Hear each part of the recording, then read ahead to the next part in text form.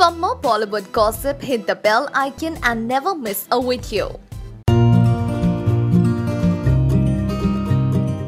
बाहुबली की सक्सेस के बाद फिल्म के हीरो प्रभास के साथ काम करने का मौका मिल रहा है कटरीना कैफ को। यस, कटरीना है ना बहुत ही लकी। कैट को प्रभास की ऑपोजिट उनकी नेक्स्ट थ्रिलर फिल्म के लिए साइन किया गया है। इस फिल्म का नाम साहू है और इसे तेलुगु, तमिल और हिंदी में रिलीज की जाएगी और फिल्म में होंगे दो बड़े स्टार्स, प्रभास और कटरीना।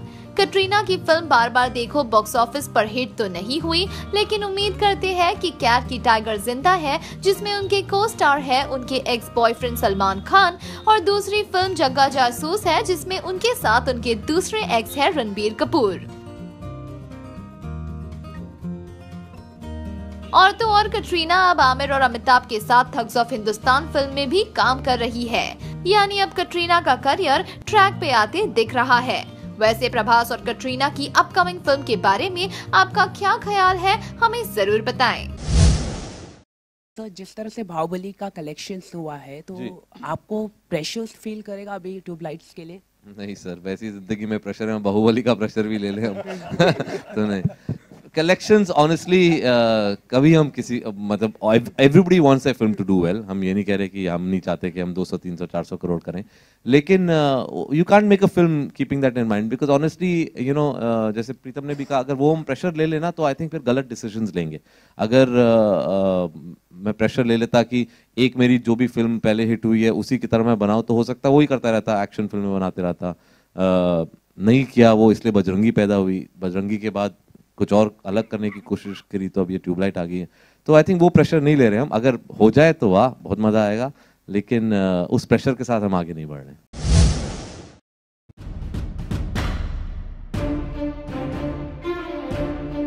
दीपिका और शाहरुख की प्यारी जोड़ी ने चेन्नई एक्सप्रेस और हैप्पी न्यू ईयर जैसी धमाकेदार फिल्म दी है। दीपिका ने तो अपने करियर की शुरुआत ही शाहरुख के ओम शांति ओम से की थी। उनकी जोड़ी को तब से लेकर अब तक फैंस ने बड़ा पसंद किया है, और जब सब उनकी वापसी का इंतजार कर रहे थे तो आनंद एल राय की नेक्स्ट वेंचर इसके लिए आइडियल प्लेटफॉर्म थी। लेकिन दीपिका ने इस फिल्म को करने से मना कर दिया। क्यों?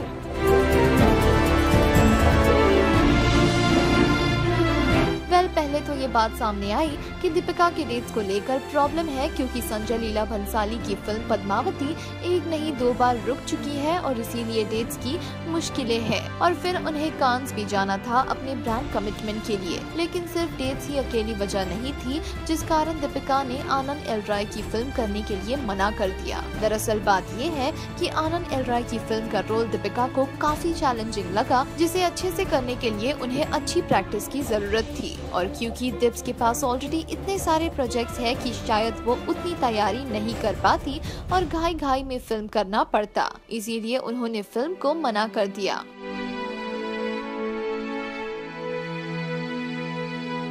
दीपिका की ये मूव देख के तो यही लग रहा है कि वो बहुत ही प्रोफेशनल होती जा रही है। क्यों, है ना?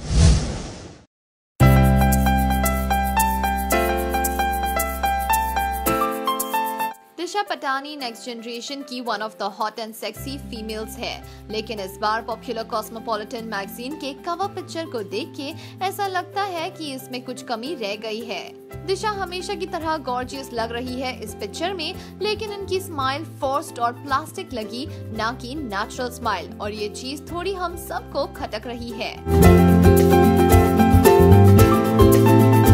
और तो और उनकी अमेजिंग बिकनी के साथ ये मिसमैच बेल्ट बिल्कुल भी सूट नहीं कर रहा और हमें सोचने पर मजबूर किया है कि उन्होंने आखिर ये बेल्ट डाला ही क्यों। इन गड़बड़ी की वजह से ऐसा लगता है कि सारी एडिटिंग और टचअप्स लास्ट मिनट हुई है और फिर भी उन्होंने अच्छे से मैनेज किया।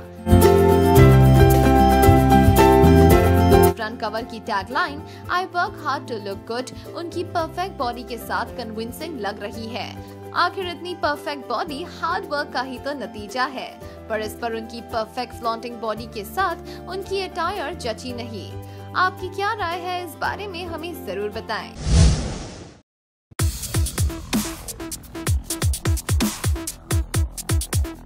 सलमान खान ने अपने टीवी पे डेब्यू एज अ होस्ट किया था आज से करीबन 8 साल पहले 2008 में 10 का दम शो से।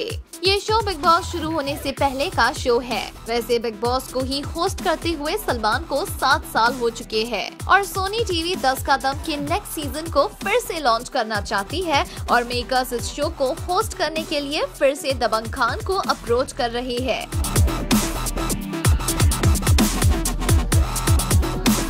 लेकिन सलमान ने कुछ कंफर्मेशन नहीं दिया है मेकर्स को, क्योंकि उन्हें 2 शोज की होस्टिंग को मैनेज करना है, तो इसीलिए वो कुछ वक्त ले रहे हैं फाइनल डिसीजन बताने में। सलमान शो के लिए फर्स्ट प्रेफरेंस है, लेकिन मेकर्स ने सलमान के इनकार करने के बाद का भी बैकअप प्लान भी बना रखा है।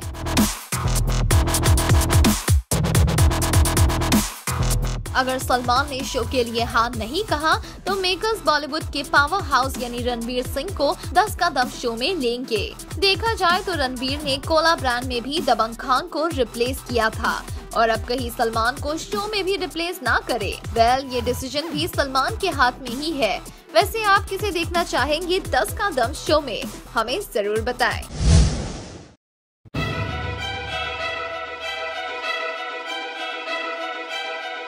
बाहुबली द कंक्लूजन का कमाल तो हम सब देख ही रहे हैं। ये फिल्म ना सिर्फ रिकॉर्ड्स तोड़ रही है बल्कि नए रिकॉर्ड्स बनाए जा रही है। ऋषि कपूर के बेधड़क और बेपरवाह अंदाज से तो हम सब वाकिफ है। ऋषि कपूर ने जब बाहुबली देखी तो उन्होंने बाहुबली 2 की सिर्फ तारीफ ही नहीं की बल्कि बॉलीवुड डायरेक्टर्स की काबिलियत पर सवाल किया। जी हाँ, 64-year-old चेरियोबिक एक्टर ने बी टाउन के डायरेक्टर्स को चैलेंज किया कि वो राजामौली की फिल्म की बराबरी नहीं कर पाएंगे और बहुत बलि चढ़ेंगी एसएस राजामौली की इस फिल्म की बराबरी करने के लिए। वैसे बाहुबली की प्रमोशन तारीफ तो सही है, लेकिन बाकी डायरेक्टर्स के टैलेंट पे शक करना ये मुनासिब नहीं है। वैसे इस फिल्म ने एक भी रियलिटी शो प्रमोशंस या टॉक शो नहीं किए प्रमोशन के लिए, और जो कमाल फिल्म ने कर दिखाया वो तो हम सब देख ही रहे हैं। इससे ये क्लियर होता है कि अगर फिल्म अच्छी बनी हो तो प्रमोशन की जरूरत नहीं होती, है ना?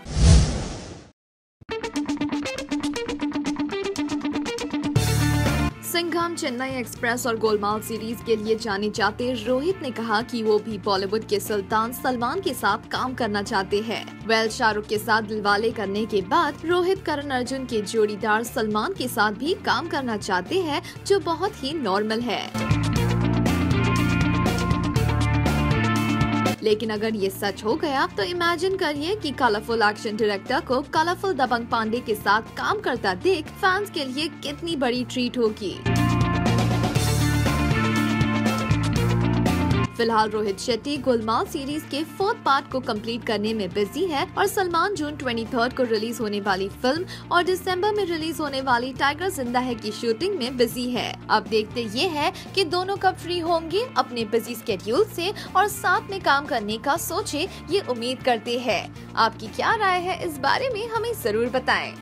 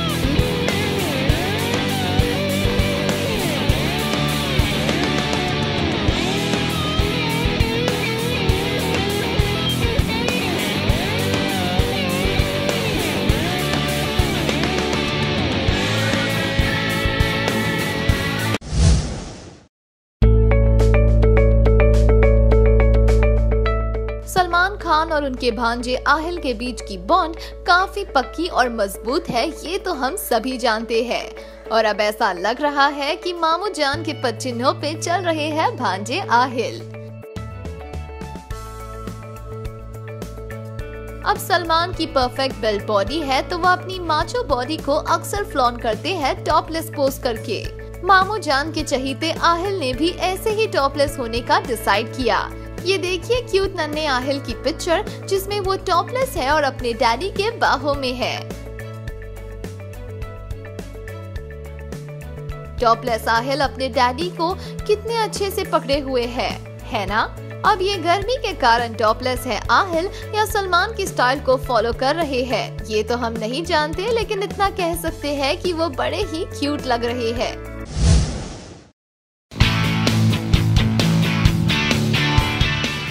दबंग खान सलमान बॉलीवुड के सबसे बिजी स्टार है। इस साल ही उनकी 2 फिल्म रिलीज हो रही है। अगले साल की भी पिक्चर ऑलरेडी लाइन में है। इतना टाइट और बिजी स्केड्यूल के बावजूद भी सलमान दिखेंगे टीवी शो को होस्ट करते हुए। आप सोचेंगे इसमें नया क्या है? सलमान तो 7 साल से बिग बॉस होस्ट कर रहे हैं, लेकिन इस बार वो बिग बॉस के साथ साथ सोनी चैनल का 10 का दम शो भी होस्ट करेंगे। फिल्म कमिटमेंट्स और बाकी के एंडोर्समेंट्स तो है ही उनके स्केड्यूल में। जहां सलमान के फैंस के लिए ये खुशी की बात है कि उन्हें हर जगह सलमान दिखेंगे, वहीं हम सोच रहे हैं कि इतना काम करने के लिए तो सलमान टाइम कैसे निकाल पाएंगे।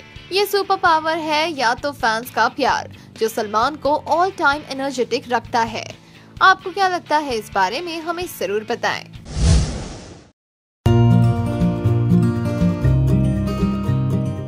जैसे ही सलमान ने आयुष शर्मा के लिए परफेक्ट बॉलीवुड डेब्यू की अनाउंसमेंट की, वैसे ही इंडस्ट्री में अफवाह की हवा चलने लगी।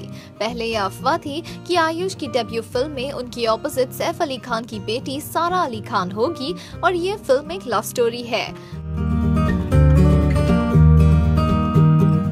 अब एक और बात चर्चे में आई है कि सलमान और करण जौहर जिस फिल्म को प्रोड्यूस करेंगे उसमें आयुष और कटरीना कैफ की सिस्टर इजाबेल होंगी मेन लीड। वैसे अगर ये सच हुआ तो ये फिल्म दोनों के लिए परफेक्ट डेब्यू रहेगी, क्योंकि उन्हें सलमान का गाइडेंस जो मिलेगा।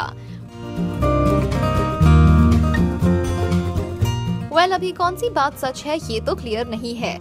जैसे ही हमें कुछ क्लियर कंफर्मेशन मिलेगी हम आपसे जरूर शेयर करेंगे। Till then stay tuned.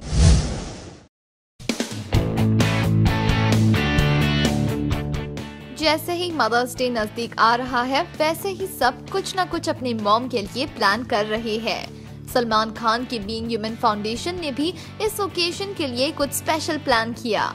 दबंग खान ने इस स्पेशल कॉन्टेस्ट के सारे डिटेल्स खुद फैंस को दी और कहा कि अपनी मम्मी के साथ सबसे चेरिश्ड पिक्चर्स, मेमोरीज पोस्ट करें विद अ स्पेशल मैसेज और टैग करें #beingmom@beinghumanjewels। सलमान ने ये कहा कि जो सबसे दिल छूने वाली पिक्चर होगी वो जीतेगी एक स्पेशल गिफ्ट हैम्पर। अब सलमान का फैन बेस देखकर तो लगता है कि अब इंटरनेट पर इस कॉन्टेस्ट की वजह से पिक्चर्स और टैग्स की भरमार होगी। वैसे सलमान की ये मूव है ना बड़ी ही अमेजिंग, जिसमें होंगे लोगों के इमोशनली टचिंग मैसेजेस। आपको क्या लगता है इस बारे में, हमें जरूर बताएं।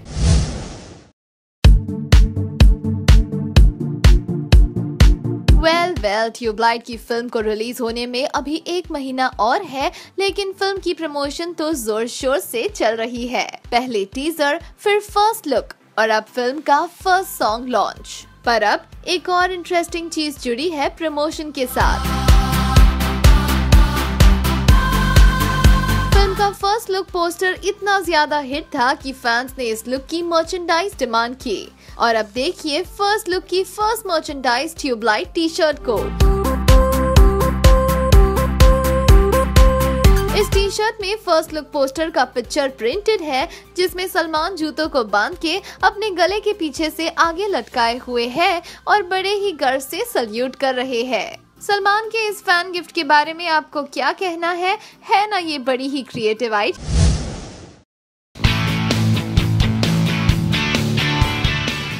2009 में सलमान खान की स्टार्टर मूवी वांटेड ने बहुत ही बड़ा सक्सेस पाया था और हिस्ट्री बना दी थी। लेकिन वांटेड की टीम इस सक्सेस की खुशी मना पाती उससे पहले ही पूरी टीम बोनी कपूर, श्रीदेवी, प्रभुदेवा और सलमान खान पे कॉपीराइट इंफ्रिंजमेंट का केस हो चुका था। लोकल कोर्ट ने बिरबल सिंह राणा के पिटीशन पे एक्शन ली थी, लेकिन अब 7 साल बाद बोनी कपूर और उनकी टीम ये केस जीत चुकी है और सारे चार्जेस से मुक्त हो चुकी है। इस जीत को मनाते हुए बोनी ने कहा कि ये सब बहुत अजीब तरह से हुआ, लेकिन उन्होंने कभी भी सच्चाई पर से अपनी उम्मीद नहीं उठाई थी। और जब बोनी कपूर से पूछा गया वांटेड 2 के बारे में तो उन्होंने कहा कि I will roll with Wanted 2 whenever I have the right script for the film. It is very difficult to imagine Wanted 2 without Salman. Well, अब क्या हम इसे सलमान राधे के अवतार में वापस आने का हिंट समझे? आपकी क्या राय है इस बारे में, हमें जरूर बताएं। कुछ सालों पहले जब हम फिल्में देखते थे या when I was younger, I remember theatres बहुत ख़राब होते थे और फिल्में अच्छी होती थी। And I'm noticing it here that somehow theaters are overtaking the quality of films now. So thank you for making our films look better, Inox. And this experience itself, मुझे इतना मौका नहीं मिलता. I make films, but I hardly get to see them in beautiful theaters like this. But the Insignia area, the whole entrance, the laser projection, the 3D, the IMAX, so many screens, 9 of them here. I've been made to understand 1,700 people can watch films here on a day. So all this is a fantastic experience, only helps filmmakers to make better films, encourages them to try new stuff. I just saw Despicable Me, I saw Minions, and the other time Dunkirk. And so when such wonderful films are being made around the world, and our own Bahubali, I think it's important that the theaters give you the experience to make the film look even better. So thank you very much, Inox, for having me over here. Thank you, boys and girls, for coming here. Just one last thing. I've been traveling all over the world for the last 1 month, so it's the best homecoming for me to come down to a theater and see a movie or the trailers that I saw. So thank you once again, and God bless you all, and keep being inspired.